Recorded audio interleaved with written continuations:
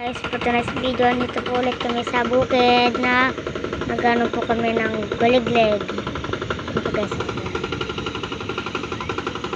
Gusto yun pa po yung kukaligligin namin. Kaya dito po kami nagsimula. Yan.